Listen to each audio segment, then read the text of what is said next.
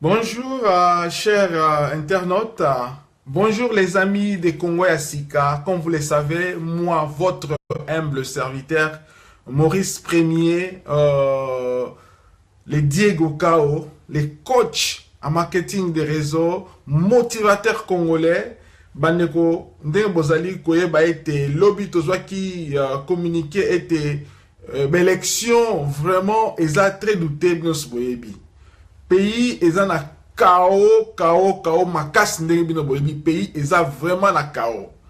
Alors pour résoudre ma problème wana yango tozo bengi sabino yango to bengi bino ebele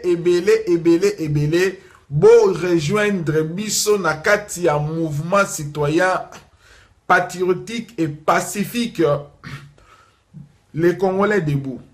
Bandeko bino moko bozo landa soki oyoki ba information ezosala pasi ndenge ndeko na ngai alobaka ete tala kuncheku tala kumasa ndeko na biso mususu analyste monene pasteur Bobo alobi ete omela paracetamol po mutu na ekita pasi. Mais en réalité bandeko poto sauver mboka na biso esengeli to telema. Message oyo eza adressé spécialement na confusion oyo koti na kati ya diaspora congolaise. Confusion munene koti na kati ya diaspora congolaise ba oyo baye komema division na kati ya combat oyo ezali kosalema. Bandeko na ngai nalobaka toujours que je suis très reconnaissant. Je suis journaliste animateur boyebinga dans la Scandinavie. Notre travail, c'est vraiment informer la population congolaise, informer la diaspora, comme vous le savez très bien. Nous le faisons très bien. C'est pourquoi notre site est bien dénommé Congo Yassika. Pourquoi j'avais dénommé Congo Yassika? Il y a de cela 7 ans. Pourquoi Congo Yassika? Parce que je savais que Congo, pour que le Congo wana biso ait changé, il faut vraiment batasika, na makanisi ya sika. Bato bako ya na esprit ya sika, bato bako ya na makanisi ya sika, ce sont eux qui vont venir changer notre pays. Yangwana biso toza na kati ya diaspora, précisément toza na Norvège, tozo bénéficier d'éducation, tozo kende classe, tozo kotanga na ba système moko na ba bonne condition. Et toza très touché. Pourquoi? Pays oyo ngai personnellement na vani na kati na Norvège awa richesse nango ezali pétrole nambisi. Imaginez pétrole nambisi. Peuple moko balingi mboka na bango makasi. Peuple moko bazo protéger mboka na bango makasi. Peuple moko baza ini. Peuple oyo yango ngai na ba association na minute nazolo baboye toza na ba conférence sur intégration comment kolongo la pauvreté. Parce que un pauvre Norvégien, c'est un riche au Congo. Un pauvre Norvégien, c'est un riche au Congo. Mais biso nakata sosuna biso Belfast Alliance. Donc, comment l'État norvégien est coquille, ko salisa, est coquille, comme best, donc, bon, salisousou. Donc, État moko, État, comme je dis, État providentiel. Yama l'amour. État providentiel, ça déjà, parce que tokendaka hôpital ofele tokendaka classe tofutaka te l'état a disposé ba moyen nyonso mais l'état zo monaka ke ba moyen wana eza muke il faut qu'on multiplier lisusu ba moyen mususu ya makasi mais l'état wana azo ba ke oyo azo sala eza muke mais biso zo mona ngo eza mingi parce que tozo futa classe te tozo futa ata classe te tozo futa hôpital te mais richesse nini baza nango kaka mbisi ya pamba et puis baza kaka na pétrole. Mais et ça nous révolte avec tout ce qu'on a. Alors, biso nakati ya mouvement citoyen debout les Congolais, ce n'est pas Kabila qui est notre cible. Biso, ce n'est pas zali kotia état de droit. Ce n'est pas zali kotia restauration réelle, respect à droit parce que nyo se bandi na wana. Bande ngai awa mibeko ya mboka oya Norvège eza constitué tala livre monene, tala livre. C'est-à-dire tout y est. kobanda na école, kwado, mai, même na kotambola na balabala, koboa kasalite, nyo seza na mibeko. Mais biso, tala livre na biso la constitution, tala mouké. C'est pourquoi il y a des confusions. C'est pourquoi ils manipuler biso. Yango wana esengeli na biso to telema. Bandeko na ngai Caputo, Charles Caputo place au na Japon telema. Charles Caputo telema. Na biso vraiment telema. Jean-Franco telema place aux Ali. Blaise Meridio Charlotte telema place aux Ali. Telema d'ailleurs félicitations dans mariage na yo et les gars qui bien Blaise, je te salue là où tu nous suis. Mariage les gars qui toko, mais il faut tellement, il faut quand c'est dans Congo. Nous devons penser à notre pays, la RDC. Hein? Il faut penser à notre nambo cannabiso. Tolobi te que il faut que na batu ba buka ba panza non. Biso toza mouvement moko pacifique debout les Congolais parce que nous avons pensé que ba politiciens ba opposants na biso ils ont fait tout mais ba ko quitter, bazo ko kate. Koki kofinga bango te tokoki ko ba bango bazo ba collaborer non. Bofinga ki Franck Djongo awa lela na prison zobela na nazo kipe bana na ye to baki aza collabo to tika biloko wana to encourager ceux qui sont en train de faire quelque chose. Nous devons les encourager. Mais to lobi que ça insuffisant. C'est pourquoi to penser il faut un mouvement de masse, un mouvement qui va rassembler tout le monde, bah chrétiens, bah politiciens, que ce soit ta majorité. Je sais qu'il y a des gens qui sont conscients là-bas. Que Dieu a créé par la parole. C'est pas sa parole qu'il a tout créé. Là, je te salue, Jolie Kamba. Jolie Kamba, je te salue là où tu nous suis. Vraiment, salutations. Ezali, message monko de la part de votre humble serviteur Maurice Premier. Donatien Kazadi, Katamai. Moi, en Norvège, je te salue. Ma message, Oyo, que votre élément. Là où tu es, Kota na mouvement Oyo, les Congolais debout. Et ça, parti politique qui était, et ça, on même opinion. Opinion, ce n'est pas combattre Kabila comme individu, mais combattre le système pour installer l'état de droit. Lui-même, Kabila et sa famille, vous allez bénéficiaire. Parce que les gens, imaginez, Bakei, na Bukavu, na Est de la République démocratique du Congo, ils ont recruté les gens. Et ça, bonne foi, pour nous faire ça, na Katia, na Katia fonction publique, na administration, na biso. Mais regarde, on nous envoie des vidéos, bateau, bazo, na Bukavu, bazo, na Libanda, bazo, pour le Lamboula, parce que personne, on l'a dit, ça, bango, ezate, bon, on fout, bango, ezate. Quelle est l'irresponsabilité? N'a pas mais non, irresponsabilité parce que je ne sais pas qu'est-ce qu'on va crier. Si on parle de la vérité, on dit que tu fais la politique. Non et non. Tu sais, moi, je suis une personne vraiment honnête. Qu'est-ce que je fais? Je ne vais pas kolongo la pote na misa muninga sans pour autant regarder moi-même. Qu'est-ce que moi je fais? Est-ce que je suis honnête en vis-à-vis de moi-même? Alors, il y a moi na télé non, je dois faire quelque chose pour mon pays, je dois faire quelque chose pour ma nation, je dois dire quelque chose. Je te salue, Jolie Kamba, Landabiso, Doitiba, je ne sais pas là où tu es, moi je te salue, je t'encourage. Nabandeko Baza en live, Landabiso, Nazali, Wabino, votre humble sœur Maurice Mokolo. Je suis coach en marketing de réseau, motivateur congolais, mais désormais je me suis mis debout pour parler de la RDC. Live. Quand on te télémaka, toi, mais maka vraiment doit apporter quelque chose qui bana Scandinavie. Bande konangai Ozana Finlande tellement, Ozana Suède tellement, Ozana Danemark tellement, bana Norvège ba télémika la tête au kutana. On va mettre de stratégie. Tous on a poto baloba ke poto za musika mais tous qui tous vraiment influent et biso de to changer ka politique ya Afrique ça les maka awa otoningi to changer yango otoningi to zwa destin ya mboka na biso moko na maboko.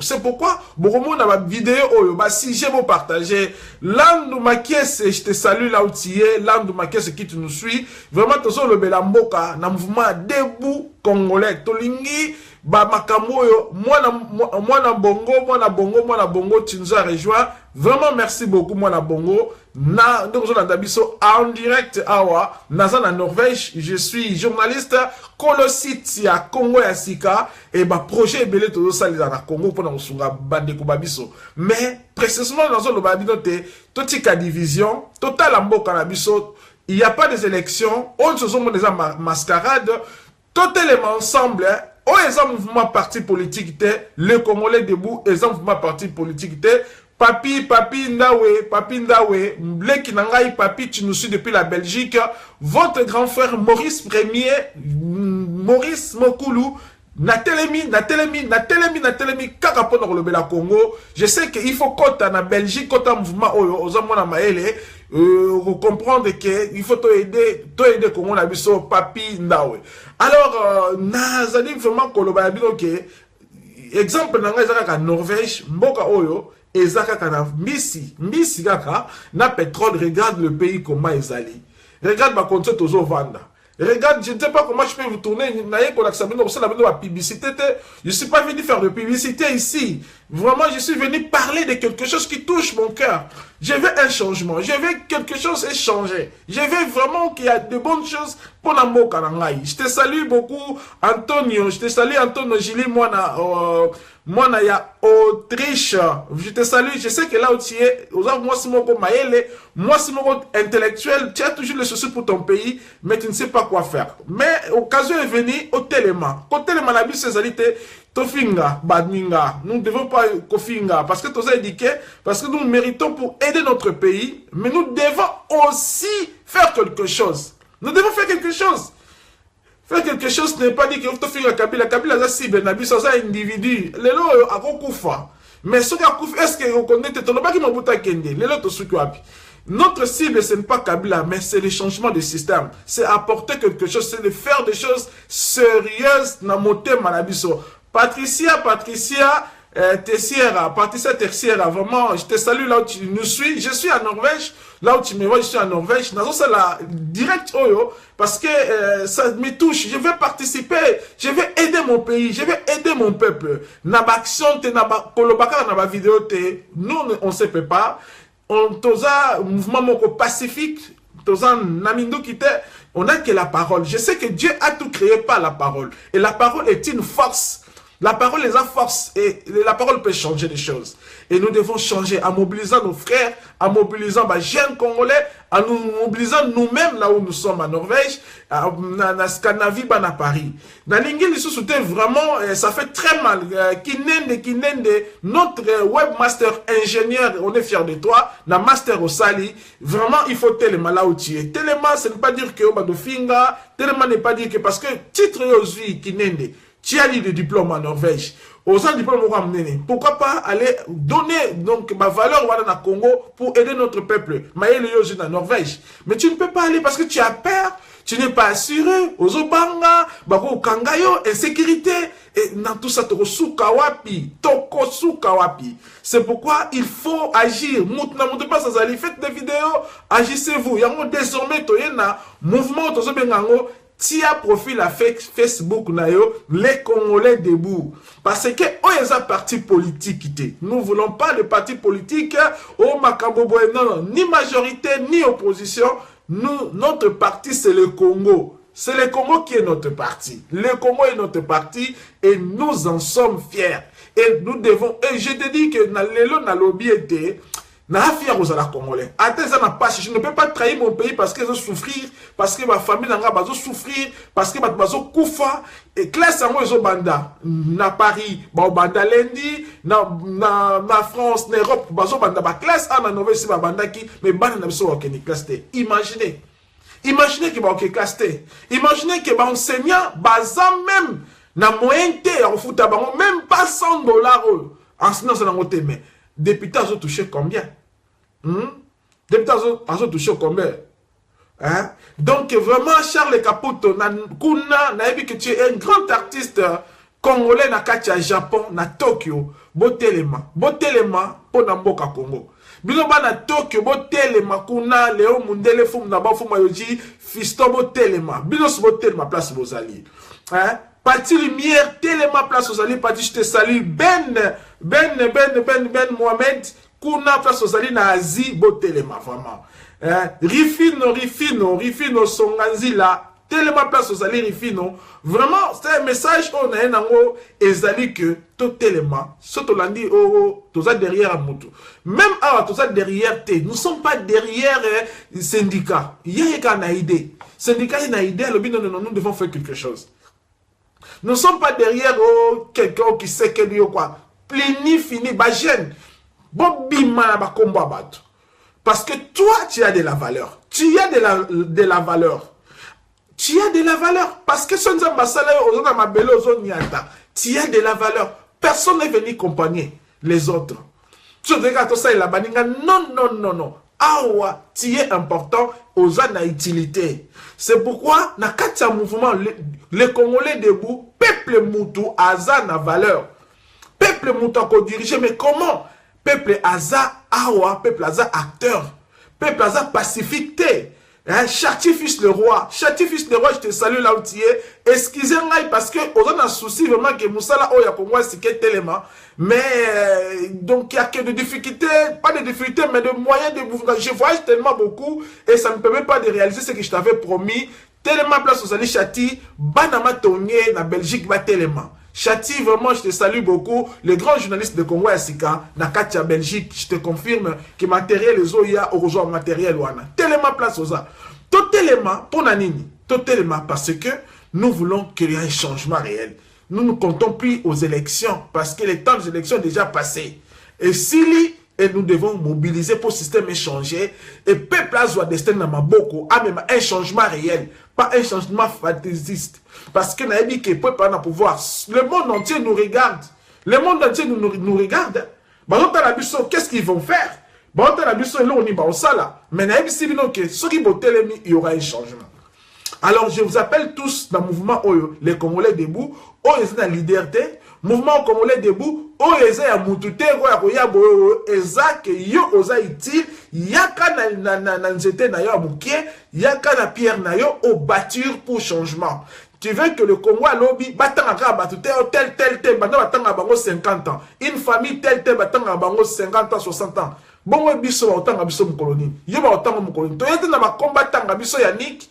Yannick Bondo, tu étais pour battre un abisso le mais tu y es pour te mettre ma idée mon capable pour apporter un changement, pour apporter idéologie mon ya makasi, idéologie mon pacifique, réellement un changement. Il y a moins de bon monito koti masolo oyo, to le bien que bon mobiliser, leader chef azate, tu es chef de toi-même, tu es chef de ta famille, ce que télémi, toi tu peux changer le Congo.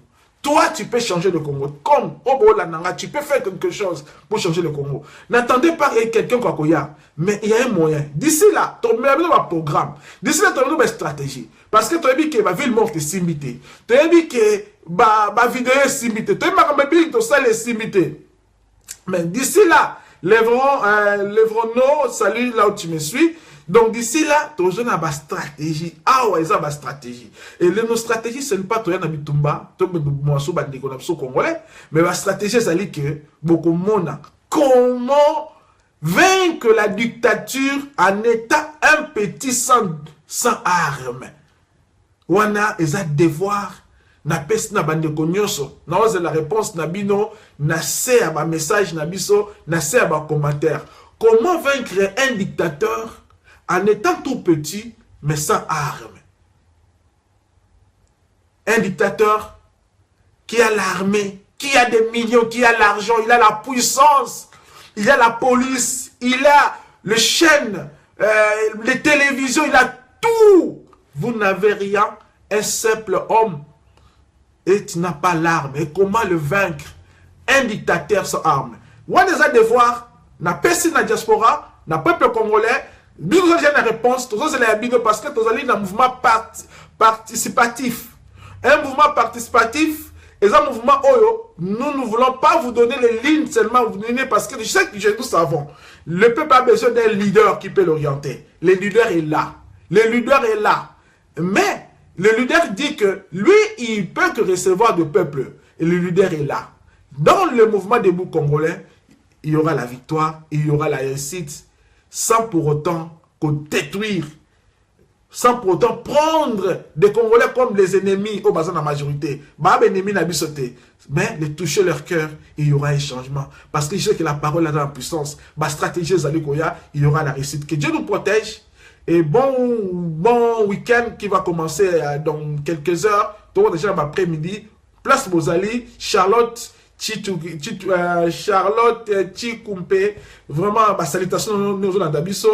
Bon la Dabiso, l'après-midi, tu as élément moussoussou, au étali ba combattant, au étali phénomène de la division de Katia combat, l'après-midi, après match. Le match RDC na Tunisie, vous allez brancher et vous allez à 20h. Après match à 20h, nous observons qu'on a un match peut-être en live, peut-être qu'on a en live avec Maurice Premier, mais aussi après, on a trouvé le message pourquoi il y a la division dans la diaspora. Vraiment, merci beaucoup. On a la parole par rapport à mon occupation, par rapport à mon temps. Mais nous avons toujours un moyen Oyo et qu'on permette à parvenir, continuer toujours un message. Merci, que Dieu vous bénisse là où vous êtes. Restez debout. Le Congolais debout est avec vous tous. Et beaucoup de mouvement Oyo. Les Congolais debout.com. Adhérez-vous massivement. Donc, changer Congo, on a des moyens, on a Dieu qui est la vérité, et on a l'argent, et on a l'esprit, et tous la bénédiction, il y a un ancêtre pour tous les Congolais. Net au monde sous la pourquoi après match à football. Bye, place Mozali. Debout. Rejoignez-nous sur les Congolais debout.com.